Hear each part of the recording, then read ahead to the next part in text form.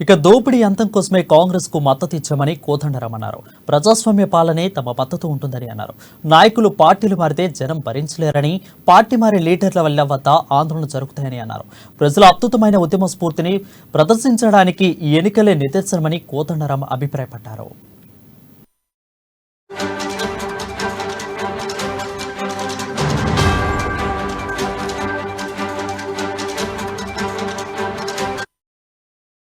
News చూస్తున్నాం. దోపిడీ అంతం కోసమే కాంగ్రెస్ కు మద్దతు ఇచ్చామని కోదండరాం అన్నారు.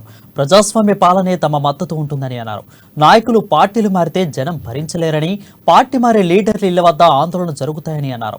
ప్రజల అద్భుతమైన ఉద్యమాన్ని స్ఫూర్తిని ప్రదర్శించడానికి ఎన్నికలే నిదర్శనమని కోదండరాం అభిప్రాయపడ్డారు.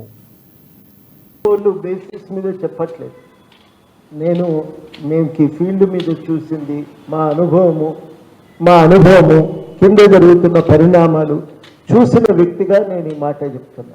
ఈసారి మామూలుగా లేదండి వ్యతిరేకత గవర్నమెంట్ మీద. ఈ వ్యతిరేకత అనేది దాన్ని ప్రజలు చాలా ఆగ్రహంతో ఉన్నారు, ఒక కోపంతో ఉన్నారు. ఎట్టి పరిస్థితుల్లో ఈసారి గవర్నమెంట్ ఉండకూడదని, ప్రత్యేకించి యువకులు నిరుద్యోగ సమస్య మనం గమనించాల్సిన ఒక ప్రత్యేక అంశం ఏంటంటే, ఎప్పుడు కూడా రైతులు కార్మికులు ఒక శక్తిగా పనిచేస్తారు ఎన్నికలు. ఈసారి మాత్రం నిరుద్యోగులు యువకులు ఒక రాజకీయ శక్తిగా పనిచేసి 30% ఉంటారు 18 నుంచి 35 మధ్యన వయసున్న వాళ్ళు. ఆ 30% వాళ్ళు తాము వేయటమే కాదు, తమ కుటుంబ సభ్యులను ఒప్పించి వాళ్ళతో ఓట్లు వేయించటం, గ్రామాన్ని మొత్తాన్ని ఈ టీఆర్ఎస్కు వ్యతిరేకంగా కదిలించటం, ఇవన్నీ కూడా మనం చూస్తున్నటువంటి వాస్తవాలు. ఇది చాలా అరుదుగా జరిగేటువంటి సందర్భం.